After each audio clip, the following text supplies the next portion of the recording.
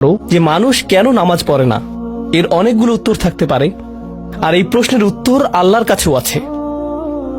উত্তরটা খুবই ভয়ঙ্কর। এই উত্তরটি আমি খুতবার শুরুতে পড়েছি। তিনি বলেন, ফালা সাদ্দাকা ওয়ালা সাল্লা ওয়ালাকিন কাযযাবা ওয়া তাওয়াল্লা। সে আসলে সত্য গ্রহণ করেনি এবং সে নামাজও পড়েনি। তিনি কাফের সম্পর্কে বলছিলেন। তিনি দুইটা জিনিস বলেছেন, এই লোকটি সত্য গ্রহণ করেনি এবং নামাজও পড়েনি। কথাটা ভাবনার উদ্রেক করে। যদি বলা হয় সে সত্য গ্রহণ করেনি, আমার আশা হলো তিনি বলবেন লা সাদ্দাকা ওয়ালা আমানা, কিন্তু তিনি বলছেন লা সাল্লা। এর মানে হলো আল্লাহর সত্য গ্রহণ করার ব্যাপারে তোমার অন্তরে কিছু একটা মিসিং আছে। না না না, বাচ্চাটা বলে আমি আল্লাহকে বিশ্বাস করি, আমি মুসলিম। হ্যাঁ, তুমি এখানে মুসলিম, তোমার মাথায়। কিন্তু এই সত্য তো শুধু তোমার মাথার জন্য না, এই সত্য তোমার অন্তরের জন্য। তুমি এখনো অনুভব করছো না যে ব্যাপারটা কেমন সিরিয়াস। তুমি এখনো উপলব্ধি করছো না যে এটা কি। মাঝে মাঝে কোনো বিষয় তুমি জানো হয়তো, কিন্তু এই নিয়ে চিন্তা করা থেকে পালিয়ে বেড়াও। এটা সত্য, তুমি জানো বিষয়টা কিন্তু চিন্তা করতে চাও না। আর তাই এটা যেহেতু মিসিং, ঠিক এই কারণে আমি সহজেই নামাজের কথা ভুলে যাই কখনো কখনো, এবং তুমিও ভুলে যাও কখনো কখনো। এমনটা ঘটে কারণ আমাদের অন্তর কিছুটা বিভ্রান্ত হয়ে পড়ে। দিনের এই সত্যতা, আল্লাহকে সেই সত্যটা, সেই অকাট্য সত্যটা আমাদের মস্তিষ্কের পেছনের কোনো একটা সেলফে গিয়ে পড়ে থাকে। আমরা অন্য কিছুতে ব্যস্ত হয়ে পড়ি এবং এই নিয়ে আর চিন্তা করি না। আল্লাহ এটাই বলেছেন। সুতরাং তোমার নামাজ পড়া আল্লাহর প্রয়োজন নেই। এমনকি তুমি যদি নামাজ পড়ো, আমি পড়তে বলছি এই কারণে, তখন কি করো? নামাজের জন্য কিভাবে নিয়ত করো? তখন আমি 4 রাকাত নামাজ পড়বো, দাঁড়ালাম, কারণ আমার আব্বা বারবার পড়তে বলছেন। আল্লাহু আকবার। নবী সাল্লাল্লাহু আলাইহি সাল্লাম আমাদের বলেছেন, নিয়ত সঠিক না হলে কাজের কোনো মূল্য থাকে না। ইন্নামাল আমালু বিন্নিয়াহ, ইন্নামাল আমালু বিন্নিয়াত। এমনকি যদি তুমি কাজটা করেও থাকো কিন্তু তোমার নিয়ত ছিল আমি শুধু তোমাকে বিরক্ত করি, এটাই তোমার নিয়ত, তখন এই নামাজ আমার যেমন কোনো উপকার করবে না, ঠিক তেমনি তোমারও কোনো উপকার করবে না। তোমার সত্যিকারের আন্তরিক নামাজ থেকে একমাত্র যে উপকৃত হবে সে হলো তুমি নিজে। এখন এটাই সেই প্রশ্নের উত্তর যে কেন একজন মানুষ নামাজ পড়ে না। আরো 2টা কথা তোমার সম্পর্কে বলতে চাই। তার মাঝে একটা হলো নামাজ পড়ার উদ্দেশ্য কি, কোন কারণে পড়ব। কারণ তুমি হয়তো ভাবছো নামাজ পড়ার উদ্দেশ্য হলো তুমি যেন জাহান্নামে না জ্বলো। নামাজ পড়ার উদ্দেশ্য হলো তুমি যদি নামাজ না পড়ো আল্লাহ তোমাকে ঘৃণা করবেন। নামাজ পড়ার উদ্দেশ্য হলো তুমি যদি নামাজ না পড়ো তুমি শাস্তি পাবে, অথবা তুমি আর মুসলিমই থাকবে না, ফেরেশতারা তোমাকে অভিশাপ দিবে। সমস্ত নেতিবাচক বিষয়। আল্লাহ ওই সমস্ত উদ্দেশ্যের কথা উল্লেখ করেননি। নেতিবাচক কিছু থেকে মুক্তি পাওয়া নামাজের মূল উদ্দেশ্য নয়। নামাজের মূল উদ্দেশ্য হলো ইতিবাচক কিছুর দিকে ছুটে চলা, এটাই নামাজের উদ্দেশ্য। এমন 2 ছাত্রের মধ্যে পার্থক্য যেন একজন লেখাপড়া করে যেন সে ফেল না করে, আর অন্যজন লেখাপড়া করে কারণ সে ওই সাবজেক্টটা পড়তে ভালোবাসে। একজন ছাত্র পড়ালেখা করছে পজিটিভ কিছুর জন্য, আর অন্যজন পড়ালেখা করছে কারণ সে এমন কিছু থেকে বাঁচতে চাচ্ছে যা নেগেটিভ।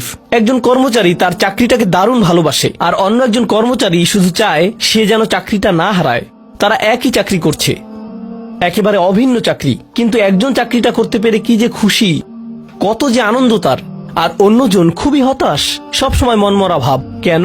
কারণ তাদের একজন এটা করছে ক্ষতিকর কিছু থেকে মুক্তি পাওয়ার জন্য, আর অপরজন এটা করছে উপকারী কিছুর দিকে ছুটে চলার জন্য। আল্লাহ কোরআনে যখন আমাকে নামাজ সম্পর্কে বলেছেন যে কেন আমাদের নামাজ পড়া দরকার, তিনি মুসা আলাইহিস সালামকে এই উত্তরটা বলে দিয়েছেন। যখন তিনি তার সাথে সাক্ষাৎ করেছিলেন তিনি বলেছেন, আকিমিস সলাতা লিযিকরি, আর আমাকে স্মরণ করার উদ্দেশ্যে নামাজ কায়েম করো। তোমার নামাজ ঠিক রাখো যেন তুমি তোমার রবকে স্মরণ করতে পারো।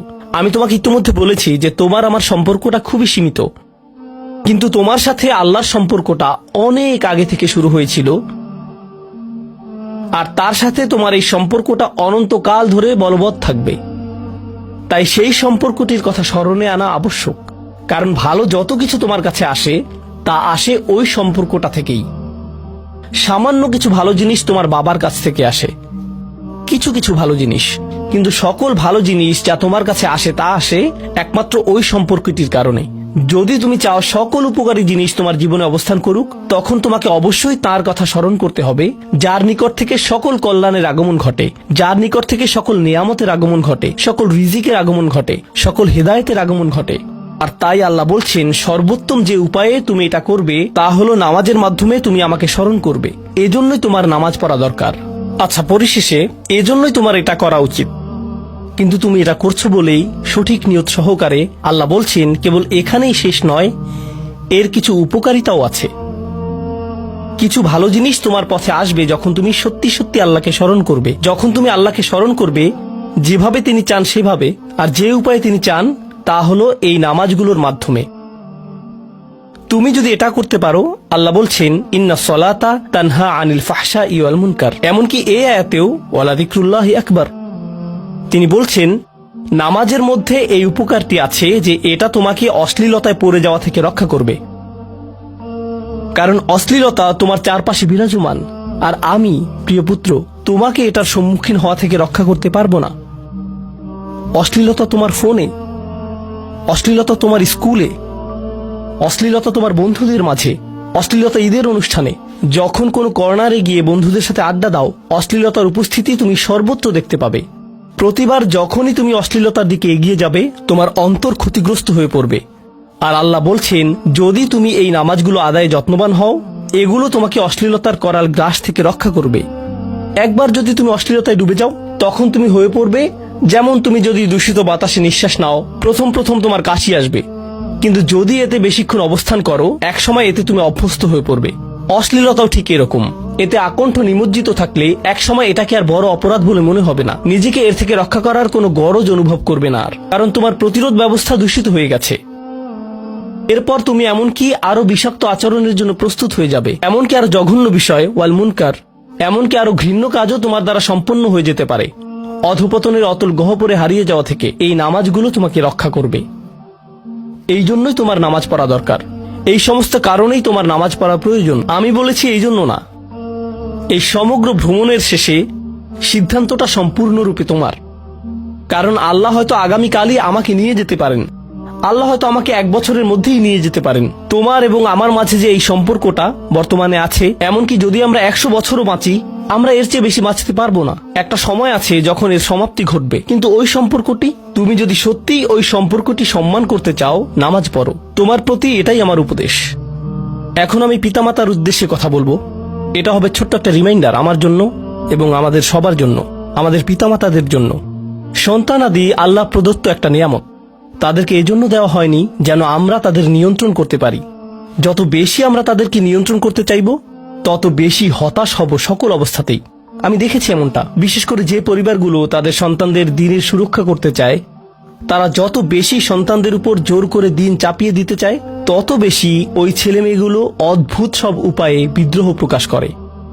কারণ যে বিষয়টা আল্লাহ চান আপনি তাদেরকে প্রদান করুন, আপনার ছেলে মেয়েদের কাছে আপনার যে সুযোগ আছে সেটা তাদেরকে আপনার আদেশ নিষেধ মানতে বাধ্য করার জন্য নয়। সুযোগটা এই জন্য দেয়া হয়েছে যেন আপনি তাদেরকে এমন সব বিষয়ে চিন্তা করাতে পারেন যা শুধু আপনার পক্ষেই চিন্তা করানো সম্ভব। তাদেরকে এমন সব বিষয়ে পছন্দ করাতে পারেন যা শুধু আপনার পক্ষেই পছন্দ করানো সম্ভব। আপনার বাচ্চাটা বাস্কেটবল পছন্দ করে কারণ সে আপনাকে বাস্কেটবল খেলতে দেখেছে। সে প্লে স্টেশন পছন্দ করে কারণ সে তার বাবাকে প্লে স্টেশনে খেলতে দেখেছে। এভাবে আপনি বাচ্চাটার অন্তরে কোনো কিছুর জন্য ভালোবাসা তৈরি করে দিতে পারেন, কারণ আপনি যেরকম আপনার পক্ষে এটা করা সম্ভব। আর যখন বাচ্চাদেরকে বলতে থাকেন তোমার হোমওয়ার্ক করো, তোমার হোমওয়ার্ক করো, আপনার সন্তানের বয়স যখন 40 হবে সে তখন বলবে না আমি হোমওয়ার্ক ভালোবাসি, কিন্তু 40 বছর বয়সেও সে বলবে আমি বাস্কেটবল ভালোবাসি, আমার বাবা সবসময় বাস্কেটবল খেলতেন। আপনি যা ভালোবাসেন তা ট্রান্সফার হয়ে তার কাছে চলে যায়, আর যা করতে বলেন তা প্রত্যাখ্যাত হয়ে যায়। এমনটি আপনার ক্ষেত্রেও ঘটেছিল। আপনার ছেলে মেয়েদের কথা ভুলে যান, আপনার নিজের বাস্তবতাও এটাই।